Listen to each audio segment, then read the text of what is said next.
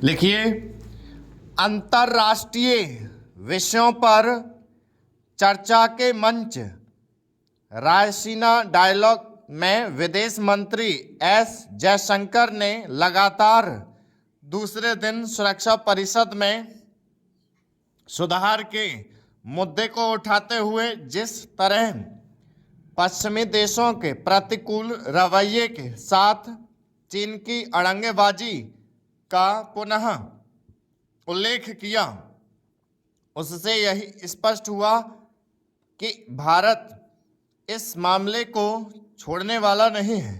जैसे जैसे भारत का कद बढ़ रहा है, वैसे वैसे यह सुरक्षा परिषद में सुधार की आवश्यकता को जोर शोर से रेखांकित कर रहा है।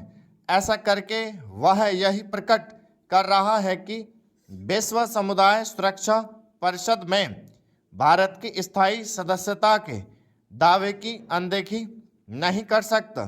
यह ठीक है कि सुरक्षा परिषद के 5 स्थायी सदस्यों में से अमेरिका, ब्रिटेन, फ्रांस, रूस समय समय पर भारत की दावेदारी का समर्थन करते रहे हैं, लेकिन जहां वे इस संस्था में सुधार के लिए जरूरी प्रतिबद्धता का परिचय नहीं दे रहे हैं, वहीं चीन यह चाहता ही नहीं कि भारत को स्थायी सदस्यता मिले। वह भारत के बढ़ते अंतर्राष्ट्रीय प्रभाव को सहन नहीं कर पा रहा है। इसी कारण भारतीय विदेश मंत्री ने यह कहने में संकोच नहीं किया कि सुरक्षा परिषद में सुधार की राह में सबसे बड़ी बाधा पश्चिमी देश नहीं है। इसमें संदेह नहीं रह जाता कि उनका स्पष्ट संकेत चीन की ओर ही है। विश्व व्यवस्था के लिए खतरा बना चीन अपनी संकीर्णता का परित्याग शायद ही करे, लेकिन अन्य प्रमुख देशों को तो यह समझना ही होगा कि यदि सुरक्षा परिषद में सुधार नहीं हुआ तो यह संस्था अपना प्रभाव पूरी तरह खो देगी। वह पहले से ही वैश्विक समस्याओं का समाधान करने में विफल और असहाय साबित हो रही है। क्योंकि विदेश मंत्री जयशंकर यह मान रहे हैं कि सुरक्षा परिषद में सुधार में लंबा समय लगेगा, इसलिए एक ओर जहां यह आवश्यक है कि भारत अंतर्राष्ट्रीय स्तर पर इस संस्था की स्थायी सदस्यता पाने की कोशिश जारी रखे, वहीं दूसरी ओर अपनी आर्थिक क्षमता को बढ़ाने पर विशेष ध्यान दे।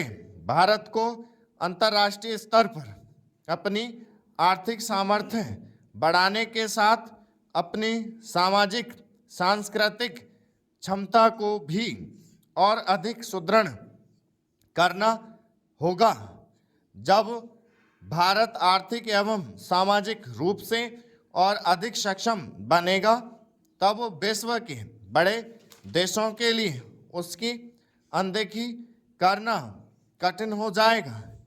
जैसे सरकार के लिए यह सुनिश्चित करना आवश्यक है कि भारत की आर्थिक ताकत बढ़े, उसी तरह भारतीय उद्योग जगत को भी चीनी कंपनियों की तरह अपना अंतर्राष्ट्रीय प्रभाव और बढ़ाना होगा।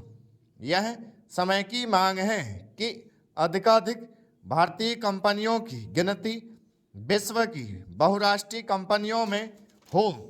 इसी के साथ भारत के लोगों को भी अपने कार्य व्यवहार को लेकर और अधिक सजग रहना होगा, क्योंकि आज के युग में किसी देश की पहचान उसके नागरिकों के आचरण से भी बनती है।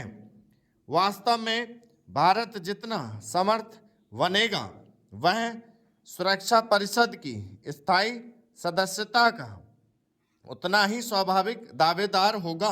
बदायूं के किशोर न्याय बोर्ड ने एक महिला का आपत्तिजनक वीडियो बनाकर इंटरनेट मीडिया पर प्रसारित करने के आरोपित 2 किशोरों को सजा ना देकर सामुदायिक स्वास्थ्य केंद्र, स्टॉप